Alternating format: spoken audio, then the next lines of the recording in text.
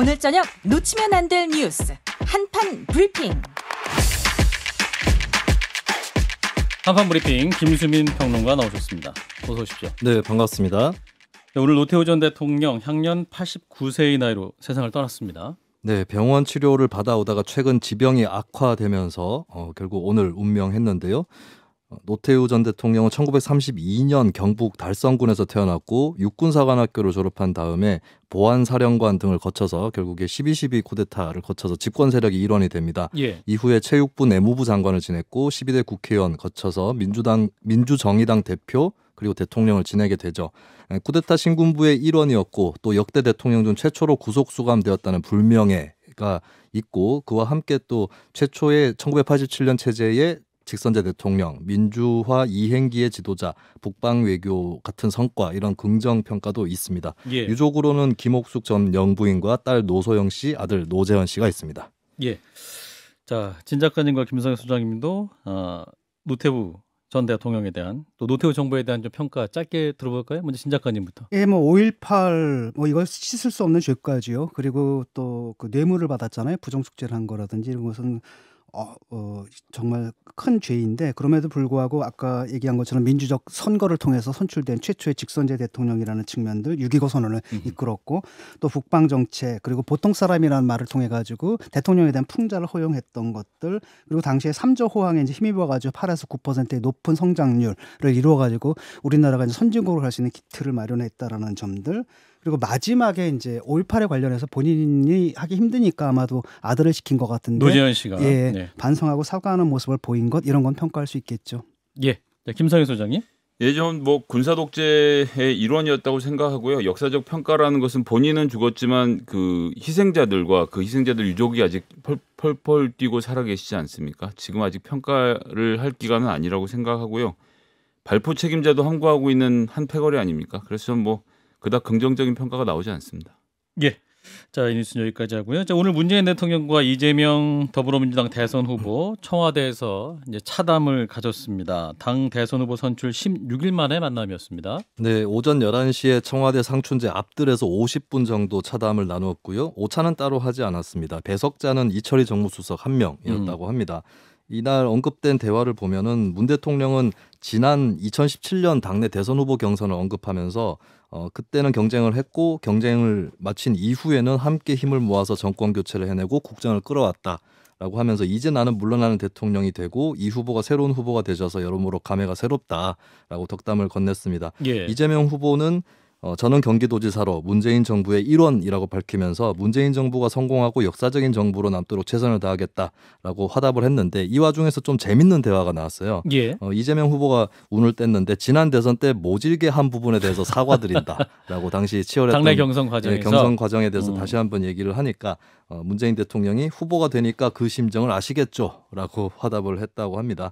오늘 저녁에는 이재명 후보가 경선 경쟁자였던 정세균 전 총리와 회동을 하게 되고요. 한편 국민의힘 대선 후보들은 문 대통령과 이 후보 이번 회동에 대해서 일제히 비판을 하고 나섰습니다. 예. 윤석열 후보는 이재명 후보 선거 캠페인의 일환이라고 하면서 이재명 후보는 언제 소환될지 모르고 언제 구속될지 모르는 범죄 수사 대상자라고 밝혔고요. 홍준표 후보는 본관에서 만나게 되면 의무적으로 녹취를 해야 되는데 다른 데서 만나서 기록을 남기지 않겠다는 은밀한 회동이다. 어떤 짬짬이를 하는지 국민들은 모른다라고 비판을 했습니다. 예. 유승민 후보는 문 대통령은 이 후보의 대장동 게이트를 덮어주고 이 후보는 퇴임 후에 신변 안정을 보장하는 뒷거래를 할 가능성이 높다라고까지 얘기를 했고요. 원희룡 후보는 오늘 만남은 묵시적 가이드라인이 되어 수사 시스템이 정상 작동하지 않을 수 있다라고 비판했습니다. 예, 국민의힘 4명의 대선 후보들, 경선 후보들은 일제히 이제 비판적인 입장을 냈는데, 자, 이 비판은 주로 이제 정치적 중립에 대한 얘기겠죠. 자, 이 문제 어떻게 봐야 될까요? 김성현 소장님 오프닝으로 말씀하셨으니까 진 작가님부터 말씀해 주실까요? 저는 별 견해 없습니다. 그냥 만나도 그만이고 안 만나도 그만이고 여기 보면 이분들 굉장히 우려하는 게 있는데 야당은 또 당연히 의뢰 이런 말 하는 것이고 예. 그래서 별 의견이 없습니다. 여기에 대해서는. 그러니까 대화 중에 뭔가 약속하지 않았겠냐. 그건 좀 과하다. 그런 건 좀 과하고 약간 좀 음모론적 사고 방식이잖아요. 예, 그래서 좀 뭐랄까 이거는 유튜버들은 이런 말 해도 되는데 대선 그 주자들이라고 한다면은 좀 비판을 하더라도 조금 좀 합리적으로 이성적인 비판을 했으면 좋겠습니다. 예를 들어 가지고 뭐 대통령이 만나기 전에 그 특검을 뭐 수용을 한다든지 예. 이런 식의 절차 없이 만나는 건 좀 문제가 아니냐, 오해를 줄 수도 있다. 이 정도 선 이니 좀 적절한 비판이 아니었나 싶어요, 저는. 예, 자 김성애 소장님. 예전 뭐 문재인 대통령이 지금 현재 민주당원인 걸로 알고 있거든요. 예. 우리나라는 뭔가 정치가 굉장히 고결하고 깨끗하고 중립적이어야 된다는 잘못된 생각을 갖고 있습니다. 뭐 어제 이어서 이야기인데요. 언론인도 정치적 견해를 가질 수 있는 것이고 대통령도 그렇고 교사도 그렇습니다. 이런 것들을 그러니까 정치를 더러운 행위로 규정해 놓고 막 이 모든 논의들을 만드는 것 자체가 저는 무의미하다라고 생각하고 예. 지금 뭐 경찰이나 이런 쪽에서 뭔가 그런 국가 권력을 사용해서 부정한 일을 했다면 그건 당연히 비판을 해야 되겠지만 예, 뭐 후보를 만나는 정도 가지고 이렇게까지 과하게들 말씀을 하시면 눈 왼쪽만 깜빡거려도 무슨 신호다라고 말할 판이지 않습니까? 좀 지나치다고 생각합니다. 예. 자, 이번 대통령과의 만남이 뭐 이재명 후보에게 줄 수 있는 효과 뭐 어떻게 보세요? 또 긍정적으로 영향을 끼칠 수 있다. 저는 그냥 있는 수순이고 항상 해왔던 거라서 그냥 지나가는 이벤트지 예, 그게 무슨 큰 의미를 지니는 일이라고 생각하지 않습니다. 국민들이 아우 우리 임금님이 만나주셨네. 그럼 이재명 지지해야 돼. 이럴 국민들입니까? 국민들의 수준을 생각하면 그냥 의례적인 정치적 행위에 너무 큰 의미를 부여하지 않았으면 좋겠습니다. 진 작가님도. 뭐 이 후보한테는 불리할 것 없는 거죠. 왜냐하면 이 후보가 가장 고민하는 게 그거거든요. 과거에 친문이었던 세력들의 비토를 고민하는데 예. 대통령이 이제 만나줬다라는 것은 그 과거의 그 강성 친문들에게 보내는 시그널이 있으니까 아무래도 마이너스 되는 행동은 아닌 것 같아요. 다만 이제 그 플러스라는 게 그렇게 본인이 생각하는 것처럼 크지는 않을 거라는 느낌은 들지만 예. 예. 자, 이 뉴스는 여기까지 마무리하고요. 자, 이어서 고발 사주 의혹의 핵심 인물로 거론되는 손준성 전 대검 수사정보정책관 이제 공수처에서 구속영장 청구했는데 오늘 영장 실질 심사가 진행 중인 상황이죠? 네, 그렇습니다. 이번 영장 청구가 많은 관심을 받고 있는 것은 체포영장이 기각된 이후에 신청이 됐기 때문에 더 그런 측면이 강한데요. 예. 지난 19일에 공수처가 22일에 손준성 검사가 출석 예정인데 불출석할 우려가 있다. 이런 이유로 체포영장을 신청을 했습니다. 예. 이제 법원 입장에서는 아직 22일이 되어보지 않지 않았느냐 뭐 이런 이유였던 것 같습니다. 기각을 했는데 실제로 22일에 손 검사가 불출석을 하기는 했죠. 예. 예, 그래서 이제 체포영장을 재청구를 하지 않고 바로 구속영장을 청구한 것에 대해서 해석이 좀 분분한 상황입니다. 예. 한쪽에서는 이건 굉장히 이례적인 일이고 무리한 수사다라는 비판이 있고요. 다른 쪽에서는 혐의를 소명할 수 있는 증거가 있거나 증거인멸 우려가 있는 거 아니냐 이런 관측이 나오고 있습니다. 공수처에서는 영장심사 과정에서 혐의를 더 다쳐보자라고 하는 그런 취지에서 청구를 하게 됐다고 밝히고 있고요. 손준성 검사는 오늘 출석을 하면서 취재진에게 영장 청구의 부당함에 대해서 판사님께 상세히 설명드리겠다라고 밝혔습니다. 예. 자, 관련해서 뭐 다양한 입장들이 지금 논란이 있는데 관련해서 민주당 고발 사주 국기문란 진상규명 TF 단장을 맡고 계신 분이죠. 박주민 의원을 연결하겠습니다. 의원님 안녕하세요. 예, 안녕하십니까. 예. 자, 윤석열 검찰 고발 사주 의혹의 핵심 피의자죠. 손준성 검사. 네. 자, 이제 구속 여부가 이르면 오늘 결정될 수 있을 것 같은데요. 의원님도 영장 청구 예상 못했다 이런 말씀도 하셨는데 네. 어떤 결과가 나올 것으로 조심스럽게 예상할 수 있을까요? 이거 참, 뭐, 결과를 예상하라 그러면 너무 어려운데요. 예, 예.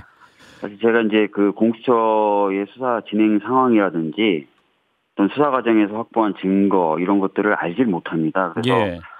뭐 결과를 제가 지금 예단해서 말씀드린 게 적절한지 모르겠습니다. 그래서 좀 이 질문은 좀 패스하는 걸로 알겠습니다. 해주셨으면 좋겠습니다. 예. 근데 이제 법조계에서는 이러한 영장 청구가 좀 굉장히 이례적이다. 체포 영장이 기각된 상태에서 또 공수처가 좀 네. 무리수를 둔 게 아니냐라는 의견도 있고 한편으로는 공수처가 뭐랄까 혐의 입증에 자신감이 있기 때문에 청구했을 것이다 이런 의견도 있는데 의원님 생각은 어떠세요?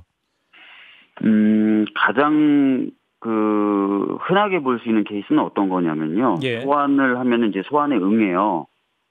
보통 사람들은 이제 소환 출석 요구에 응하지 않기가 어렵거든요. 그러면 예. 이제 출석을 해서 조사를 받다가 그 조사 상황에서 조사를 마치고 나서 이제 체포가 되고 체포된 상태에서 48시간 내에 영장을 청구하는 그런 보통 이제 사후 영장 청구를 많이 하거든요. 그렇죠. 근데 지금 보니까 그 검찰은 뭐 긴급 체포 방식도 안 쓰고 체포 영장을 통해서 좀 신변을 확보하려고 했었고, 예. 그 다음에 이제 또 소환이 안 되니까 또 사전 구속영장을 청구를 하는 거예요. 예. 그래서 이례적인 건 맞습니다. 굉장히 이례적인 건 맞고 통상적으로 제일 많이 보이는 케이스에 대해서는 제가 아까 말씀드렸으니까요. 그거하고 다른 건 맞는데 예. 그렇다고 해서 지금 이게 무리한 거냐.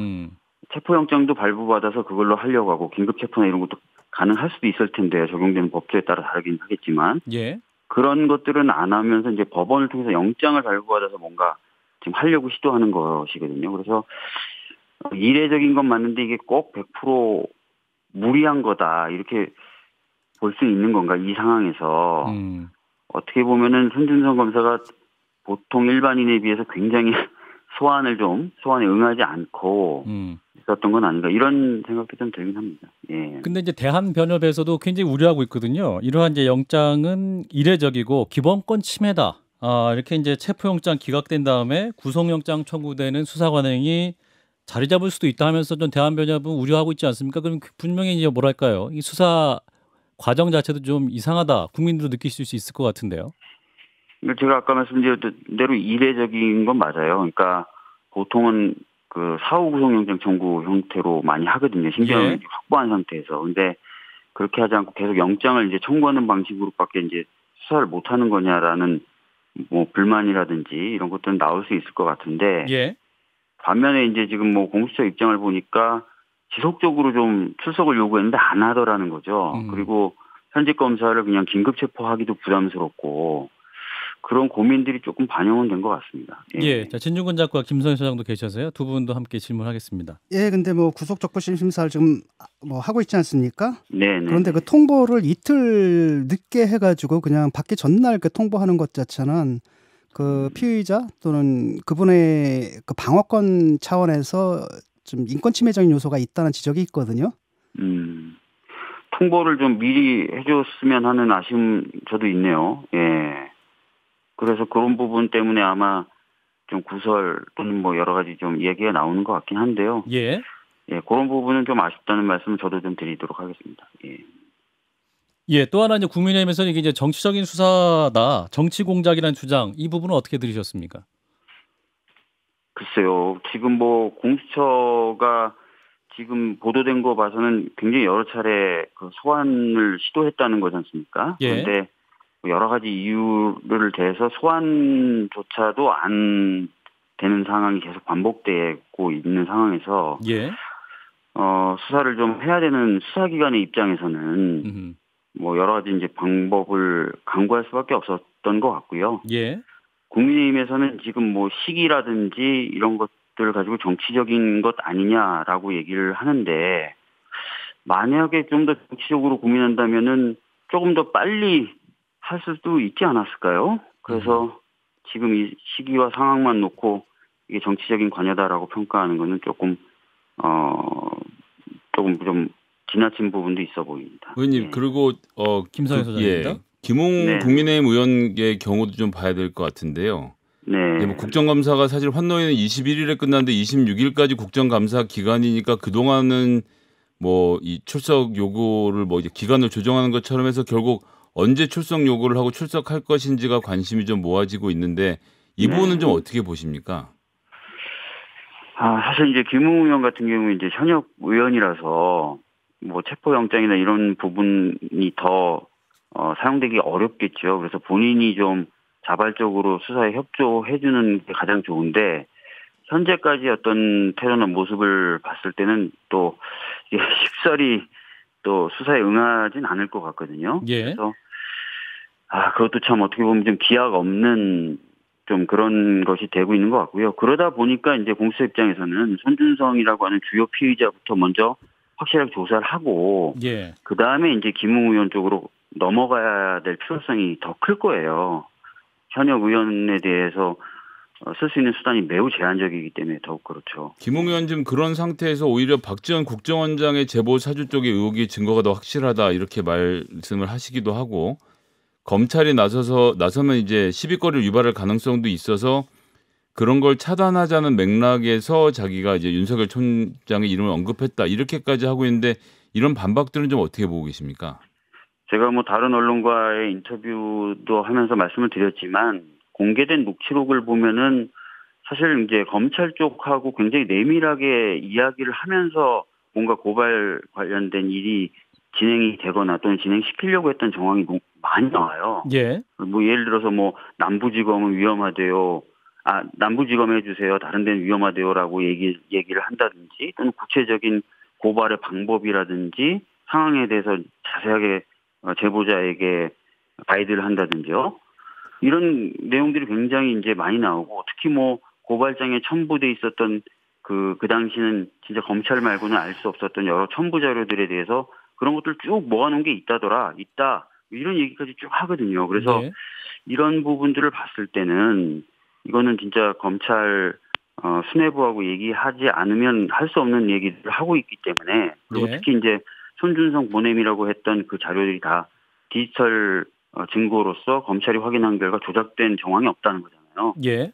그러니까 이런 것들 다 종합해 보면은 지금 와서 계속 이 혐의를 부인한다거나 기억이 안 난다거나 하는 것은 좀 문제가 있어 보입니다. 네. 그래서 오늘 아침에 이제 의원님이 MBC 인터뷰하실 때도 이제 당시 고발 사주와 모든 증거와 진술이 당시 이제 검찰총장을 가리키고 있다 이런 말씀도 하셨습니다만 지금까지 네. 드러난 것은 명백한 입증 증거가 없지 않습니까? 아직 스모킹 건이 없는 상황인데. 뭐 제가 이제 자세한 수사 내용은 모르는 거고 그래서 예. 어떤 증거가 있다 없다 평가드리기는 어렵고요. 예. 합리적으로 추론을 하는 겁니다. 음. 제가 오전에 인터뷰하면서도 말씀드렸지만 당시 대검 차장, 그러니까 윤석열 총장 밑에서 넘버 2였던 분도 국감장에 나와서 당시 수사정보정책과는 총장 이야기가 없으면 움직일 수 없다라고 얘기를 했고요. 그죠? 예. 그다음에 이제 그 사건의 접수, 배당, 수사, 기소를 모두 자신의 뜻대로 이제 관철시킬 수 있는 그런 영향력을 행사할 수 있는 대검 간부. 유일하게 총장밖에 없다. 이런 검찰총장의 얘기도 있었죠. 그리고 실제로 아까 말씀드렸던 대로 손준성 보냄으로 되어 있는 여러 디지털 정보가 있는 거고요. 예. 그다음에 제보자와 김웅 의원 간의 대화 녹취록도 지금 있는 상태예요. 예. 그래서 뭐 핵심적으로 확실하게라고 뭐 어떤 증거 뭐 이렇게 말씀하시면 제가 이제 수사 상황을 모르기 때문에 그 부분에 대해서는 지금 드릴 말씀이 없지만 예. 이런 여러 정황 증거들과 상황이 딱 그 한 분을 가리킨다는 거죠. 예. 예. 그런데 그 녹취록을 읽어봐도 뭐 윤석열 총장이 직접적으로 연루됐다라는 것을 그 지시할 만한 확실한 고리는 좀 없어 보이고요. 이번에도 구속영장에도 그 부분은 빠져 있다라는 보도를 좀 봤거든요. 지금 공수처에서는 어떤 물증을 확보하고 있다고 보시는 건가요? 뭐 제가 아까도 말씀드렸지만 제가 수사 상황이라든지 이런 것들 자세히 알지 못합니다. 아까도 말씀드렸던 것처럼 관련자들의 여러 가지 진술과 정황이 있는 것이고요. 또 예. 진술과 정황을 뒷받침해 줄 만한 정황 증거들 이런 것들이 있기 때문에 그렇습니다. 특히 이제 검찰에서 공수처로 이 사건을 이첩하면서 3명의 검사를 지목했다는 것 같습니까? 예. 그러니까 검사가 1명도 아니고 3명이 움직일 수 있다. 그리고 한 번 움직인 것도 아니고 사실 2번 정도에 걸쳐서 움직였고 나중에 8월에 또 고발장이 접수되는 과정도 있기 때문에 그것까지 친다면 한 3번 정도 움직인 게 되는데 예. 이렇게 여러 명의 검사가 보직 이동 등을 포함해서 검사들이 변할 수도 있는데 지속적으로 작용했다면 그것 또한 또 뭔가 지시자가 있었다라고 볼 수 있는 정황이 된다고 봅니다. 그 손준성 그 검사나 아니면 김웅 네. 의원이나 이분들이 지금 출석에 응하지 않고 있지 않습니까? 네, 그러니까 맞습니다. 제가 생각할 때는 이분들이 아무래도 후보 경선에서 후보가 확정된 다음에 그때쯤 되면은 사실은 이게 수사 자체가 하기가 정치적으로 부담스러워지지 않겠습니까? 아마 11월 5일 국민의힘 네. 후보자가 결정이 그때를 되면 좀 노리는 것 같은데 그것 때문에 그럼 공수처에서 좀 무리하게 그 일을 진행한 게 아닌가 싶거든요. 근데 사실은 어차피 이게 그 경선이 끝나기 전까지 수사가 끝날 수 있는 상황은 아니잖아요. 그런 네. 상황에서 그 겁박 문자를 보냈다고 손준성 검사가 좀 주장하고 있지 않습니까? 거기 보면 대선 후보 경선 일정 등을 고려하여 신속한 실체적 진실 발견을 위해 조속한 출석 조사를 진행할 필요가 있다라는 건데 이거는 제가 볼 때 뭐랄까 검사 또는 공수처의 논리라기보다는 상당히 정치 논리거든요. 그래서 굳이 이렇게 할 필요가 있었는가라는 생각은 들어요. 두 가지 점을 좀 말씀드릴 수 있을 것 같아요. 그 부분에 대해서는. 첫 번째는 이제 보통 통상 그 보내는 문자에도 강제 수사가 가능합니다라는 안내문구가 거의 들어갑니다. 그래서 통상적으로 소환을 요구할 때요. 예. 통상적으로 들어가기 때문에 강제 수사를 언급한 부분이 겁박이 되기는 어렵고요. 그다음에 대선 경선 일정을 뭐 고려한다는 듯한 표현이 들어가 있는데 그거는 진중권 님도 잘 아시겠지만 야당에서 계속 그 좀 빨리 조속하게 수사 뭐 이런 얘기들과 요구들이 있었거든요. 그래서 예. 뭐 이거를 뭐 여야 중에 어느 한쪽의 의견을 듣고라고 판단하기는 좀 어려울 것 같거든요. 예. 예, 알겠습니다. 의원님 이제 그 국기문란 진상규명 고발사주 진상규명 TF 단장 맡고 계시는데 당에서는 그럼 추가적으로 어떤 일을 하실 예정이신가요? 저희들은 지금 뭐 손준성 검사나 이런 사람들이 관련됐던 소위 말하는 고발사주 사건뿐만 아니라 지금 월성 원전 관련된 고발도 사실은 이제 뭔가 좀 의혹이 굉장히 많아요. 예. 그래서 이 부분을 지금 확인하는 그런 작업들을 하고 있습니다. 예. 예, 알겠습니다. 의원님 오늘 말씀 여기까지 드릴게요. 고맙습니다. 예, 감사합니다. 네, 민주당 박주민 의원이었습니다. 이 문제 관련해서 짧게 코멘트 들을까요? 먼저 김성희 소장님부터. 예, 전 검사들이 아직도 자기들이 다 할 수 있다라고 생각을 하는지 10월 2일에 지금 수사 일정 협의를 시작해갖고 10월 10일쯤 돼서 22일 출석할게요. 그러고 21일에 오늘 변호사 선임했는데 11월로 미룹시다. 이런 얘기를 하고 12월 22일에 출석하라고 문자 보내니까 겁박했다라고 말하는 거.